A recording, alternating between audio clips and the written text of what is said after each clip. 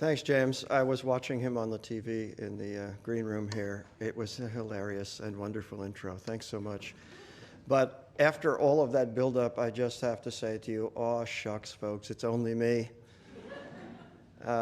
Very pleased to be here tonight. We'll have a wonderful show.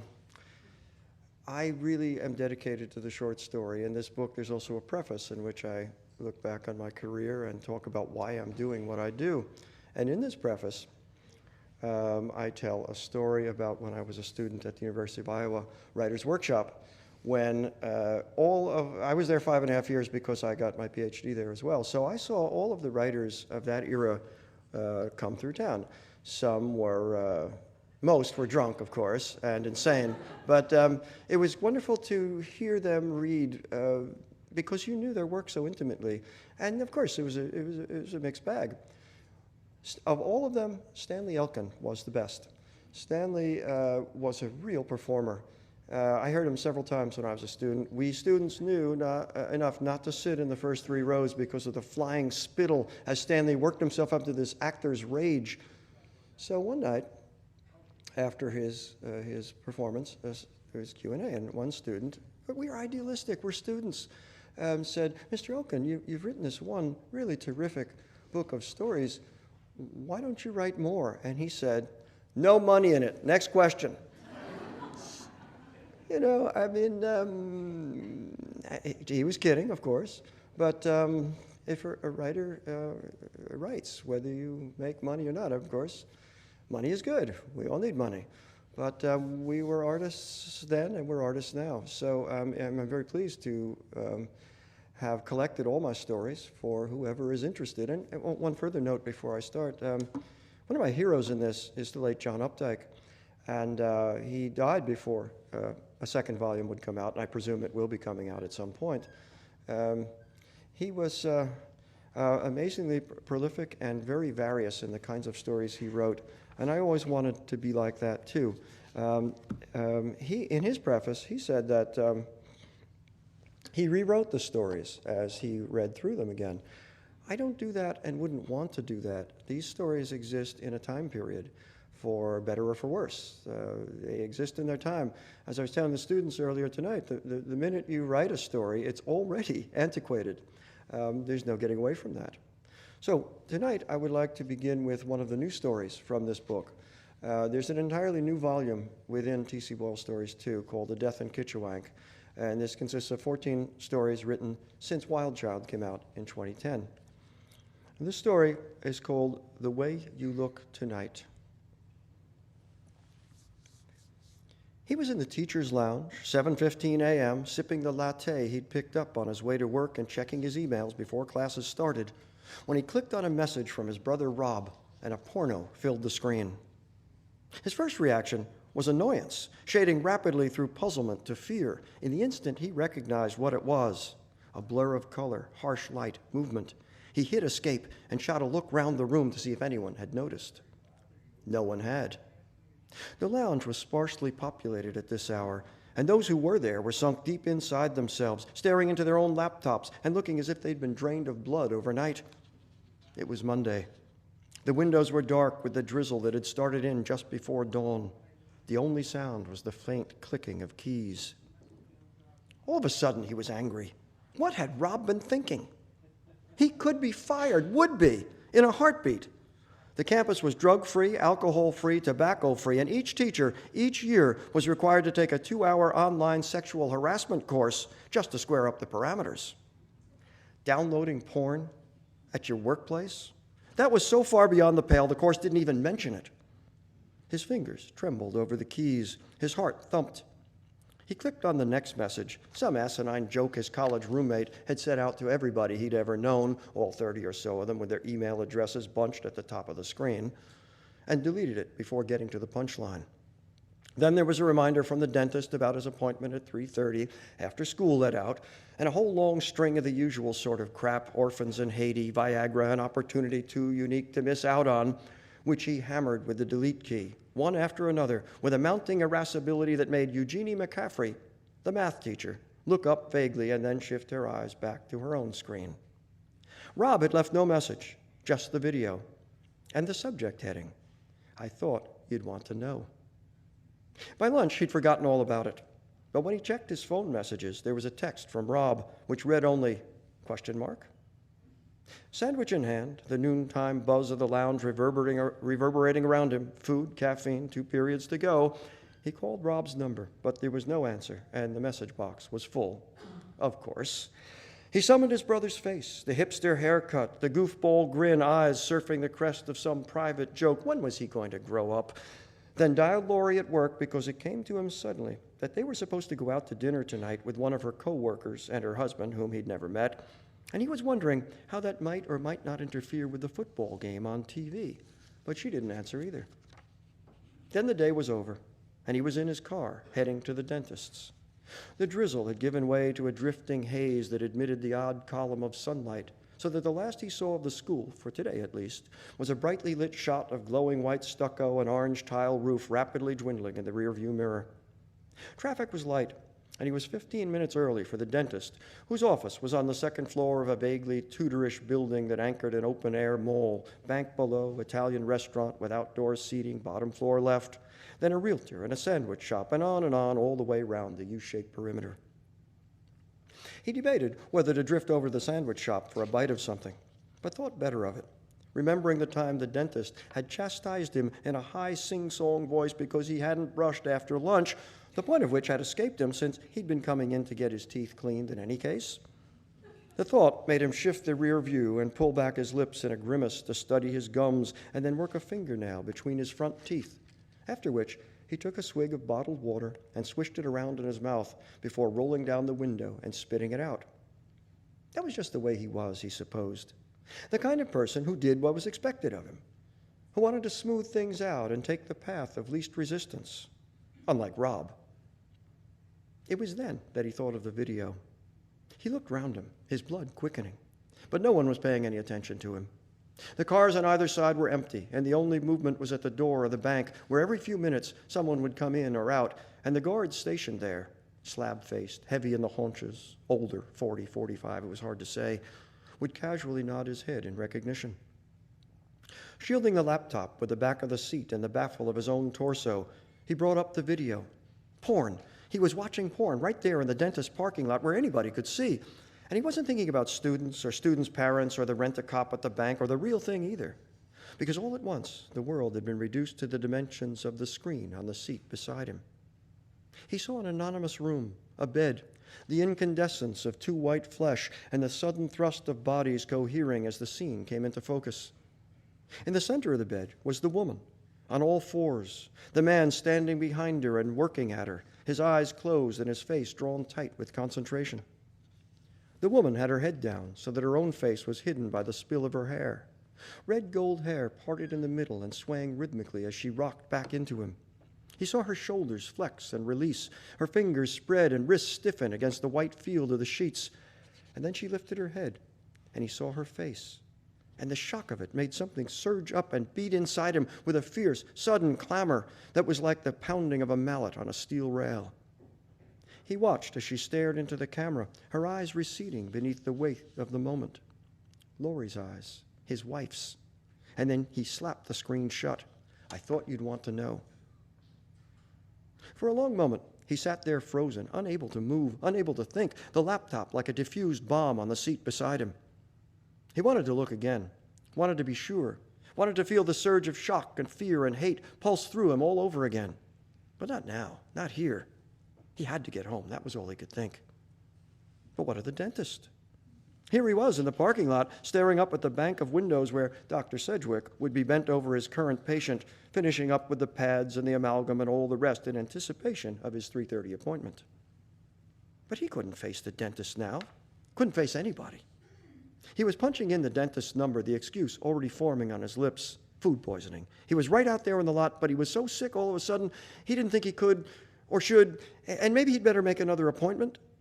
When he became aware that there was someone standing there beside the car window, a girl in her 20s, all made up and in a pair of tight blue pants of some shiny material that caught the light and held it as she bent to the door of the car next to his, while another girl clicked the remote on the far side and the locks chirped in response. She didn't look at him, not even a glance. But she was bending over to slip something off the seat, on full display, every swell and cleft and crease, inches from him, right in his face. And all at once, he was so infuriated that when the dentist's secretary answered in her bland, professional tone, he all but shouted into the phone, "I can't make it, I'm sick." There was a pause. Then the secretary. "Who is this? Who's speaking, please?" He pictured her, a squat woman with enormous breasts who doubled as hygienist and sometimes took over the simpler procedures when Dr. Sedgwick was busy with an emergency. "Todd," he said. "Todd Jameson?" Another pause. "But you're the 3:30. "Yeah, I know, but something's come up. I'm sick all of a sudden, and I..." The car beside him started up, the long, gleaming tube of the chassis sliding back and away from him. And there was the lawn. There were the palm trees. But all he could see was Laurie, the way her fingers stiffened on the sheets and her eyes went on gazing into the camera but didn't register a thing. "Our policy is for a 24-hour cancellation, or else we have no choice but to charge you." "I'm sick. I told you." "I'm sorry." The moment burst on him like one of those rogue waves at the beach, and he came within a hair of shouting an obscenity into the receiver. But he caught himself. "Yeah, I'm sorry too," he said. At home, he found he was shaking so hard he could barely get the key in the door, and though he didn't want to, though it wasn't even 4 yet, he went straight to the kitchen and poured himself a shot of the tequila they kept on hand for margaritas when people came over. He didn't bother with salt or lime, but just threw it back neat, and if this was the cliché, your wife has sex with another man and you go straight for the sauce, then so be it. The tequila tasted like soap. No matter. He poured another, downed it, and still he was trembling. Then he sat down at the kitchen table, opened the laptop, clicked on Rob's email, and watched the video all the way through. This time, the blow was even harsher, a quick, hot jolt that seared his eyes and shot through him from his fingertips to his groin. The whole thing lasted less than 60 seconds, in medias res, and what had preceded it, disrobing, a kiss, foreplay, remained hidden. The act itself was straightforward as far as it went. No acrobatics, no oral sex, just him behind her and the rhythmic swaying that was as earnest and inevitable as when any two mammals went at it. Dogs, apes, husbands and wives. At the moment of release, she looked back at the guy doing it to her and, as if at a signal, rolled over. And here were his knees in the frame now and his torso looming as he covered her with his own body. And they kissed, their two heads bobbing briefly in the foreground before the screen went dark. The second time through, details began to emerge. The setting, for one thing. Clearly, it was a dorm room. There was the generic desk to the left of the bed, a stack of books, the swivel chair with the ghosts of their uninhabited clothes thrown over it, Levi's, a belt buckle, the silk and sheen of her panties. And Laurie. This was Laurie before she'd cut her hair, before her implants, before he'd even met her. Laurie in college, fucking. The tequila burned in his stomach. There was no sound but for the hum of the refrigerator as it started up and clicked off again. Very gradually, the light began to swell round him as the sun searched through the haze to fill the kitchen and infuse the walls with color. A cheery daffodil yellow, the shade he'd picked out when they bought the condo 2 years ago on her 29th birthday. "This is the best birthday present I ever had," she'd said, her voice soft and steady. And she leaned in to kiss him in the lifeless office where the escrow woman sat behind her block-like desk and took their signatures on one form after another as if she'd been made of steel and they'd run out of movable parts. They'd celebrated that night with a bottle of champagne and dinner out and sex in their old apartment on their old bed that had come from goodwill in a time when neither of them had a steady job. He looked round the room now, the most familiar room in the world, the place where they had breakfast together and dinner most nights, sharing the cooking and the TV news and a bottle of wine. And it seemed alien to him, as if he'd been snatched out of his life and set down here in this overbright echoing space with its view of blacktop and wires and the inescapable palm with its ascending pineapple ridges and ragged wind-blown fronds. The next thing he knew, it was 5 o'clock, and he heard her key turn in the lock and the faint sigh of the door as she pushed it shut behind her, and then the drumbeat of her heels on the glazed saltillo tile in the front hall. "Todd?" she called. "Todd, you home?" He felt his jaws clench. He didn't answer. Her footsteps came down the hall, beating, beating. "Todd?" He liked her in heels. Had liked her in heels, that is. She was a surgical nurse working for a pair of plastic surgeons who'd partnered to open the San Roque Aesthetics Institute 5 years back. And she changed to flats while assisting at surgery, but otherwise wore heels to show off her legs beneath the short skirts and calibrated tops she wore when consulting with prospective patients. Advertising, she called it. The breast implants, about which he'd been very vocal and very pleased, had come at a discount. He was still at the table when she walked into the kitchen, the bottle on the counter, the shot glass beside him, the laptop just barely cracked. "What's this?" she said, lifting the bottle from the counter and giving it a shake. "You're drinking?" She came across the room to him, laid a hand on his shoulder and ran it up the back of his neck, then bent forward to lift the empty glass to her nose and take a theatrical sniff. "Yeah," he said, but he didn't lift his eyes. "What's that like you? Tough day?" "Yeah," he said. "Well, if you're partying," and here her voice fluted above him, light and facetious, as if the world were still on its track and nothing had changed, "then I hope you won't mind if I pour myself a glass of wine. Do you have any wine left?" Her hand dropped away, and he felt a chill on the back of his neck where her palm had been. He heard her heels tapping like typewriter keys, then the wheeze of the vacuum seal on the refrigerator door, the cabinet working on its hinges, the sharp clink as the base of the wine glass came into contact with the granite counter, and finally, the raucous, celebratory splash of the wine. Still, he didn't look up. Her attitude, this sunniness, this self-possession, this blindness and blandness and business as usual crap savaged him. Didn't she know what was coming? Couldn't she feel it the way animals do just before an earthquake strikes? "That guy you used to date in college," he said, his voice choked in his throat. "What was his name?"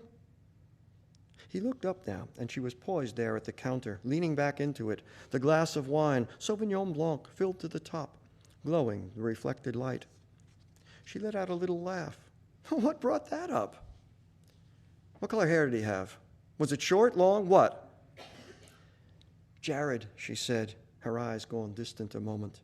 "Jared Reed, from New Jersey."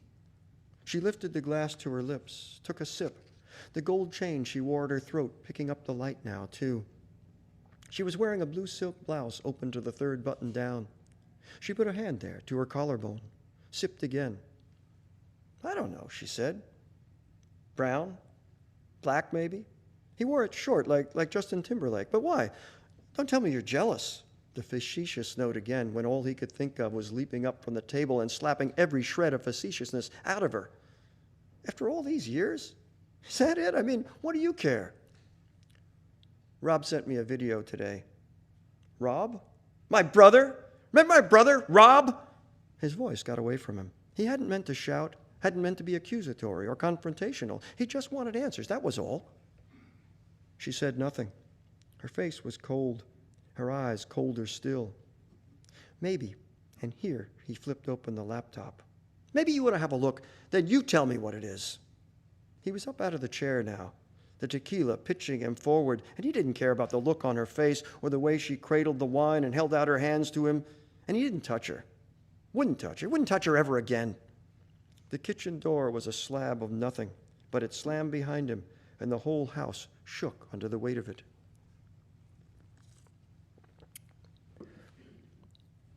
Later, as faces wheeled round him and the flat-screen TV behind the bar blinked and shifted over the game that was utterly meaningless to him now, he had the leisure to let his mind go free. School didn't exist, lesson plans, papers to grade, none of it. Laurie didn't exist either, and Jared Reed was just a ghost. And whether he had brown hair or black or muscles on top of muscles or a dick 2 feet long, it didn't matter because he was just a ghost on a screen. Nothing. He was nothing, less than nothing. But here was the bartender, 30s, with a haircut like Rob's and dressed in a cowboy shirt with embroidery round the pockets like icing on a cake, looming over him with the Jameson bottle held aloft. "Yeah," he said, and he would have clarified by adding, "Hit me again," but that would have been too much like being in a movie, a bad movie, bad and sad and pathetic. He wasn't a drinker, not really, and he hadn't wanted the tequila except that it was there because they didn't keep anything in the house beyond that and a couple bottles of wine they got when it was on sale. But when they went out, he always ordered Jameson. Jameson was all he ever drank, aside from maybe a beer chaser, which he wasn't having tonight, definitely wasn't having. Rob drank it too, and their father when he was alive. It was a family tradition. And how many times had they sat at dinner when they were kids and their father would say, "Just wait till old man Jameson kicks off, then we'll be rich." And they would chime, "Who's Jameson?" And he'd say, "Who's Jameson? The whiskey king, of course." And their mother, "Don't hold your breath." And then the drink was there, and he was sipping it, thinking of the last thing Rob had sent him as an attachment. And when was it? A week ago? 2? It was an article he'd downloaded from some obscure website, and he'd forwarded it under the heading, "Look what our glorious ancestor was up to." The ancestor in question, if he was an ancestor, of course, and there was the joke, was James Jameson, heir to the whiskey fortune. In 1888, Jameson was 31 years old, same age as Todd was now, and he was a wastrel and an adventurer. And because he was limp with boredom and had done all the damage he could in the clubs and parlors of Ireland, England, and the continent, he signed on for an African expedition under Henry Morton Stanley of Livingston fame. They were in the Congo, in the heart of darkness, stuck on some river Todd had forgotten the name of, though he'd read through the article over and over with a kind of sick fascination. Stuck there and going nowhere. One morning, when Stanley was away from camp, Jameson got the idea that he might like to visit one of the cannibal tribes and see how they went about their business and make a record of it in his sketchbook. From the beginning of the expedition, he'd made detailed drawings of tribesmen, game animals, the erratic vegetation, and crude villages scattered along the banks of the rivers. And now he was going to draw cannibals. At work. For 6 handkerchiefs, not a dozen or 2 dozen, just 6, he bought a 10-year-old slave girl and gave her as a gift to the cannibals, then sat there on a stump or maybe a camp chair, one leg crossed over the other, and focused his concentration. He drew the figure of the girl as she was stripped and bound to a tree, drew her as the knife went in under the breastbone and sliced downward. She never struggled or pleaded or cried out, but just stood there, bearing it all till her legs gave way, and he drew that too, his hand flashing and the pencil growing duller while the mosquitoes hummed and the smoke of the cook fire rose greasily through the overhanging leaves. Was there a theme here? Was he missing something? Laurie had run out the door shouting, "You don't own me!" as he'd backed the car out of the drive, the window up and the motor racing. And Rob had sent him the video, and the article too. Just then, a groan went up from a booth in the corner behind him, and he glanced vaguely at the TV before digging out his phone and hitting Rob's number. The referee on the screen waved his arms. Music pounded. The bottles behind the bar glittered in all their facets. He got a recording. The message box was full. The strangest thing, the worst thing, had been those first few minutes when he had to struggle with himself to keep from bullying his way back into the kitchen, to see the look on her face, to see her shame, to see tears. He slammed the door so hard the cheap windows vibrated in their cheap frames, and one of Laurie's pictures, the silhouette of a couple on a moonlit beach he'd always hated, crashed to the floor, glass shattering on the tiles. He didn't stoop to clean it up, didn't move, not even to shift his feet. He just stood there, rigid on the other side of the door, picturing her bent over the screen, her face stricken, the wine gone sour in her throat. But then the thought came to him that maybe she liked it. Maybe it turned her on. Maybe she was proud of it, and that froze him inside. When she did come through the door, and she'd had enough time to watch the thing 3 or 4 times over, she didn't look contrite or aroused or whatever else he'd expected, only angry. "Jared is such an asshole," she hissed, glaring at him. "And so's your brother. So's Rob. What was he thinking?" "What was he thinking? What were you thinking? You're the one on the sex tape." So what? Did you think I was a virgin when we got married?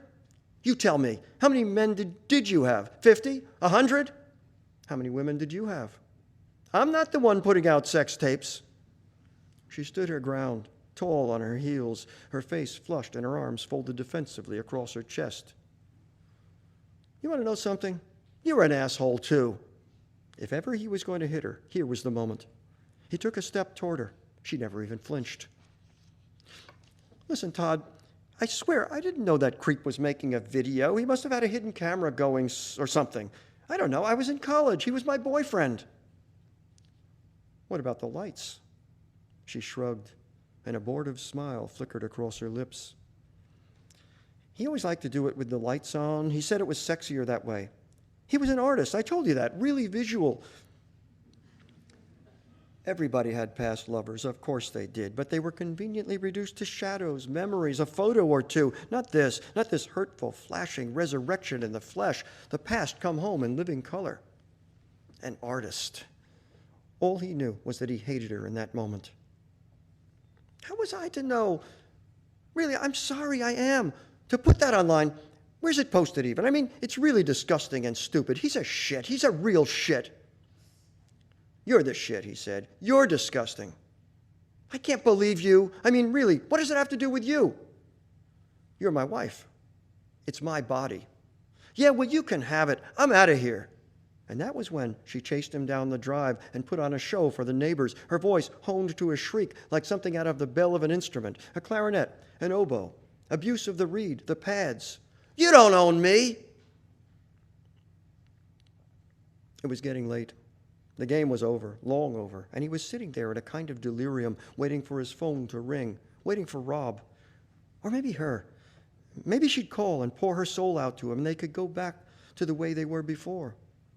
When he noticed the couple sitting at the end of the bar, they were kissing, long and slow, clinging fast to one another as if they were out in a windstorm, as if all the contravening forces of the universe were trying to tear them apart.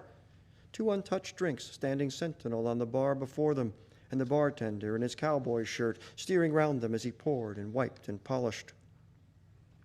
The girl's arms were bare. Her jacket, blue suede with a fake fur collar, draped over the chair behind her. He couldn't see her face, only the back of her head, her shoulders, her arms. Beautiful arms, stunning actually, every muscle and tendon gently flexed to hold her lover to her. And he looked till he had to look away. He became aware of the music then, some syrupy love song seeping out of the speakers. And what was it? Rod Stewart. Rod Stewart at his worst, hyper-inflated love delivered in a whisper, as manufactured as a pair of shoes or a box of donuts. And here was this couple sucking the breath out of one another. And what was he doing here? What was he thinking? He was drunk. That was what it was. And he hadn't had anything to eat, had he? Eating was important, vital. He had to eat, had to put something on his stomach to absorb the alcohol. How else could he get behind the wheel? Drunk driving on top of everything else, he pictured it. The cuffs, the cell, the corner in the teacher's lounge deserted, and Ed Jacobson, the principal, wondering where he was. Not a phone call? Couldn't he even have called? The thought propelled him up off the stool, down the length of the bar, past the stupefied sports fans and the clinging couple and the bartender with the haircut like Rob's. You have a good night now. And out onto the street. He stood there a moment outside the door, patting down his pockets, wallet, keys, cell phone, taking stock. The air was dense and moist, fog working its way up the streets as if the streets were rivers and the fog a thing you could float on. He could smell the ocean, the rankness of it. He thought he'd go to the next place, get a burger and coffee, black coffee. Wasn't that how it was done? Wasn't that taking the cliché full circle? That was how it had been in college after he'd gone out cruising the bars with his dorm mates, lonely, aching, repressed, gaping at the girls as they took command of the dance floor and never knowing what to do about it. A burger, black coffee. He started down the street, everything vague before him, trying to think of where to go, of who would be open at this hour. Things glittered in the half-light, the pavement wet, trash strewn at the curbs. A single car eased down the street, headlights muted, taillights bleeding out into the night. Neon thickened and blurred. He made a left on the main street, heading toward a place he thought might still be open, a place he and Laurie sometimes went after a late movie. Focused now, or as focused as he could be, considering the whiskey and the hammer beating inside him, reverberating still, when a woman's voice cut through the night. She was cursing, her delivery harsh, guttural, as if the words were being torn from her. And then there was the wet clap of flesh on flesh, and a man's voice cursing back at her. Figures there, contending in the shadows. He wanted to call out, wanted to defy them, bark at them, split them apart, get angry, get furious. There they were, just ahead of him, the woman lurching into the man's arms in dark, rapid motion, their curses propulsive, shoes shuffling on the concrete in a metastasized dance. But he didn't. There was a suspended moment when they felt him there, and they switched it off in league against him. And then he was past them, his footsteps echoing and the curses starting up behind him in a low, seething growl of antipathy. How he made it home, he couldn't say, but he remembered standing at the door of the car, fumbling with his keys on a street so dark it might as well have been underground, and feeling the cell buzz in his pocket, or thinking he felt it. He kept it on vibrate because of teaching, because of class, the embarrassment factor. But half the time, he never felt it there against his skin and wound up missing his calls, which was why he had to check messages all the time. But it was buzzing, and he had it in his hand and flipped it open, the only light on the street, and a dim light at that. Rob calling. Hello? Hey, Todd, hey, bro, you okay? I've been calling for like 3 hours now, and I'm worried about you because, it's tough, I know, but it's not like the end of the world or anything. Rob, he said, his voice ground down so that he barely recognized it himself. Rob, can you hear me? Yeah, I can hear you. Good, because screw you. That's my message. Screw you. And then he turned the phone off and thrust it deep in his pocket. When he came in the door, the house was silent. There was a lamp on in the hallway, and the nightlight in the kitchen was on too. But Laurie, in her meticulous way, had turned off all the rest and gone to bed. Or so it seemed. He moved slowly, heavily, his breath coming hard and his feet working as if independent of him, far away, down there in the shadows where the baseboard ran the length of the hall and conjoined with the frame of the bedroom door.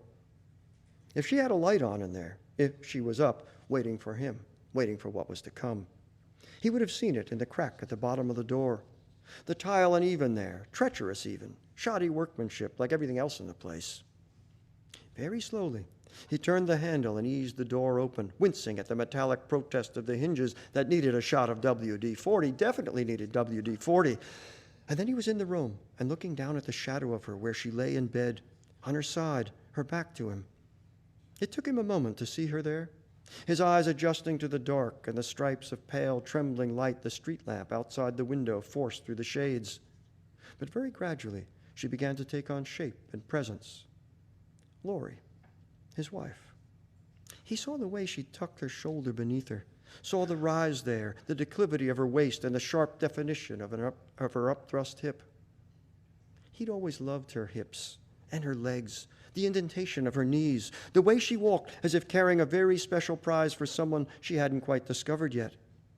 He was remembering the first time he'd ever seen her, a hot summer day with the sun arching overhead and she walking toward him with a guy from school he liked to hang out with on weekends. And he didn't know a thing about her. Didn't know her name or where she came from or that they liked the same books and bands and movies or that her whole being would open up to his and his to hers as if they had the same key and the key fit just exactly right. What he saw was the sun behind her and the shape of her revealed in silhouette, all form and grace and the light like poured gold. What he saw was the sway of her hips against the fierce brightness of the sun and the shadow of her legs caught in the grip of a long diaphanous dress. Her legs, sweet and firm and purposeful, coming toward him. He remembered that, held that vision, and then, as quietly as he could, he pulled back the covers and got into bed beside her. Thank you.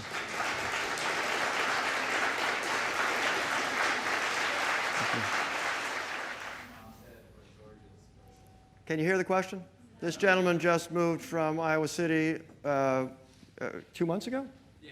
And he wants to know if I was more of a denizen of George's Buffet or the Fox Head. These are famous student bars where also the writers hang out.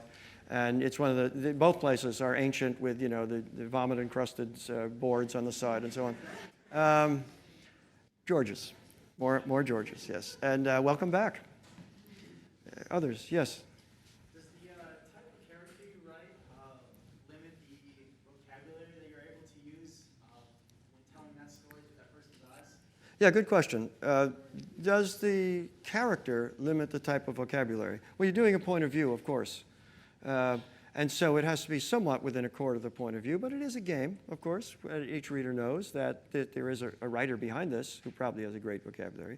Of course, in a first-person narrative, if you're writing about someone who isn't very sophisticated, obviously you have to try to stick to their speech patterns and diction and vocabulary.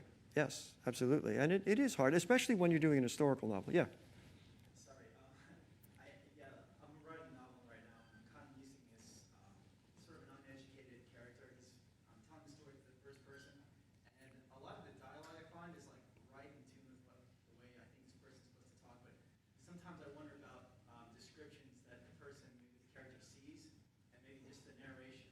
Like, can you use vocabulary then, or do you still have to be careful with how you? This is very difficult. It's like many of my students, when they were beginning, they would write a story from the point of view of a child. It really limits you. And again, a third person would enable you in this particular novel to have an overarching point of view from the author and then give us this character through his dialogue. Instead of the novel I've just finished, I told you about, The Harder They Come, this has a schizophrenic in it. And I had a great time, as old Bill Faulkner used to, doing this voice. It was great. And of course, I had the same problem you have. I had to mainly make it conform, but there are elements in it. For instance, he's obsessed with John Coulter, the mountain man, and he has read deeply, and he is sort of aping some of the vocabulary of that in his sections when he talks about John Coulter. And I think it works. I hope it works. You'll find out when the book comes out, because I'm constantly reminding the reader that he breaks in with contemporary vocabulary, even though he's telling an older story. So there are many ways of doing it. Yes? In the story that you just read, the last line, a straight line, how did you come up with that? And I think it's perfect, but could you just explain it? How did I come up with the last line of the story? Again, there's no way of explaining it. It just happens in the moment. This seemed what the story means and where it's going. It comes back to our religious discussion. We tell our children myths, and it's a good thing. Santa Claus, oh my God, how wonderful, Abraham Lincoln. These myths that we grew up by might not sustain us into adulthood. And is it ever ethical to lie to your children in order to protect them? I guess that's what the story is asking, and so you can judge for yourself how you judge the father when he lies. Yes? What's it like to live in a Frank Lloyd Wright home? Are there any leaks? Are there ghosts? What's it like to live in a Frank Lloyd Wright home? Are there leaks? Are there ghosts? Both. But primarily there are living presences, the rats. The rats have dominated this house long before I moved in, and they will be there long after I leave. It is amazing, the rats in this house. And since I wrote, by the way, those of you who know, When the Killing's Done, where the Park Service dropped rat poison, and the antagonist of that book, Dave LaJoy, the animal rights guy, who's the most obnoxious man alive, except that he believes in one principle, thou shalt not kill. This rat poison is evil in every possible way, so I can't use it anymore. Now, it's okay to trap them in a trap where, boom, they're dead. But this rat poison kills them in agony over a long period of time. So I have a new method now. I'm a rat deliverer. I catch them in the have-a-heart trap, and then I transport them in back of your house. No. I transport them up into the woods where they'll be disoriented and probably eaten by a coyote that night. But and they're beautiful. They're beautiful. If they would just stop rolling Coke bottles through the wall every night, they wouldn't be so bad. Others, yes. You believe for yourself, I've taken kind of like creative writing classes myself. Do you have any kind of like hard and fast rules for writing a short story that you elongate to follow? Yeah. Okay. The question. I'll cut you off. The question is about: are there rules for writing a story? No, there are no rules whatsoever. Any textbook, anything, you throw it right out. It has nothing to do with it. The way you learn how to do it is by reading stories, finding a mentor, and at first you have an imitative facility. If you move beyond that, it's an assimilative facility where you put together everything and have your own voice and your own vision. There are no rules. If there were rules, as somebody imposed rules on me, I would take everything I have in me to break those rules and prove them wrong. I don't think you necessarily learn how. No one can teach you how to be an artist. In a workshop, you can make discoveries. You can read other writers. You can interpret. But really, you either have a gift or not. And many, many people have a great gift. Whether you develop it or not is up to you. And again, it comes from reading and reading over and over something you love and discovering how it's put together. An example, and then, of course, writing, doing it. An example is a movie that you love. You've seen the movie, you're blown away. There it is, the music, the acting, everything, you're so touched, it's amazing. You love it so much, you go the second time. The second time, you see it a lot differently. You still love it, but you see now how it's put together. The same thing, take your favorite story, read it 10 times. Each time, you'll see more deeply into it. But really, there should be no rules, and you shouldn't have to worry about that, as far as I'm concerned, anyway. A couple more before we hang it up? Yeah? Yes? Are you at all influenced by feedback that you get, whether Am I at all influenced by feedback that I get?